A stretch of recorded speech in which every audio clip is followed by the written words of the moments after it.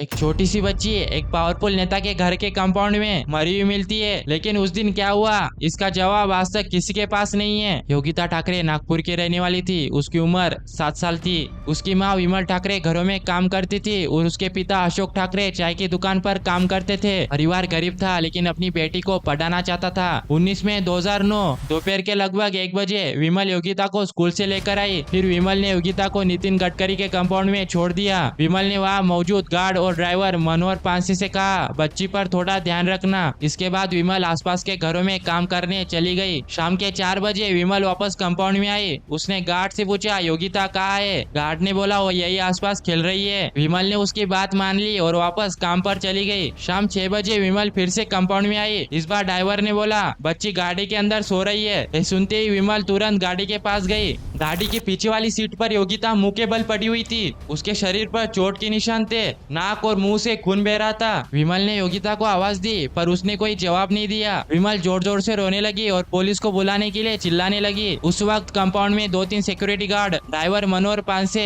नितिन गडकरी का पीए सुधीर, पड़ोसी डॉक्टर पराजपे और विमल ठाकरे के कहने के मुताबिक नितिन गडकरी का बेटा निखिल गडकरी भी वहाँ मौजूद था। विमल ठाकरे ने अपने बयान में यह भी कहा कि उसने बालकनी से निखिल गडकरी को देखा था। पुलिस और सीआईडी के कहने के मुताबिक नितिन गडकरी उस टाइम घर पर नहीं थे। पुलिस ने कहा कि वो शहर के बाहर थे और उनकी वाइफ भी घर पर मौजूद नहीं थी, लेकिन इस बात का कोई अलग से पब्लिक प्रूफ रिकॉर्ड में नहीं दिखाया गया। ये बात सिर्फ सीआईडी और पुलिस के कहने पे मानी गई। विमल के कहने के बावजूद किसी ने भी पुलिस को कॉल नहीं किया। एक ऑटो रिक्शा बुलाया गया और विमल को मजबूर किया गया कि बच्ची की बॉडी वहाँ से हटा दी जाए। पुलिस बिना बुलाए लाश कंपाउंड से निकाल दी गई। जब परिवार पुलिस स्टेशन गया तो एफआईआर लिखने में देर की गई। परिवार ने कहा ये मर्डर है, पुलिस ने कहा एक्सीडेंट है, लेकिन मीडिया के प्रेशर के कारण केस को आगे बढ़ाया गया। पोस्टमार्टम में लिखाया गया कि योगिता के शरीर पर 10 से ज्यादा चोटें थी। माथे पर चोट, नाक और मुंह से खून, हाथ और घुटनों पर जख्म, घुटनों पर खून के निशान थे, प्राइवेट पार्ट पर चोट के निशान थे। मौत की वजह में सांस दबना लिखाया गया। बाद में डॉक्टर ने अपनी बात बदल दी। किसी ने बोला ये मर्डर हो सकता है, किसी ने बोला एक्सीडेंट हो सकता है। इसके कारण केस और ज्यादा उलझ गया। पहले पुलिस ने कहा बॉडी व्हाइट होंडा सीआरवी में मिली है। बाद में पुलिस ने बात बदल दी और कहा बॉडी ब्राउन फिएट लिनिया में मिली है। आरटीओ ने बोला गाड़ी का लॉक सिस्टम ठीक है, लेकिन जब पुलिस ने लॉक को चेक किया तो कभी लॉक काम करता या कभी फेल हो जाता था।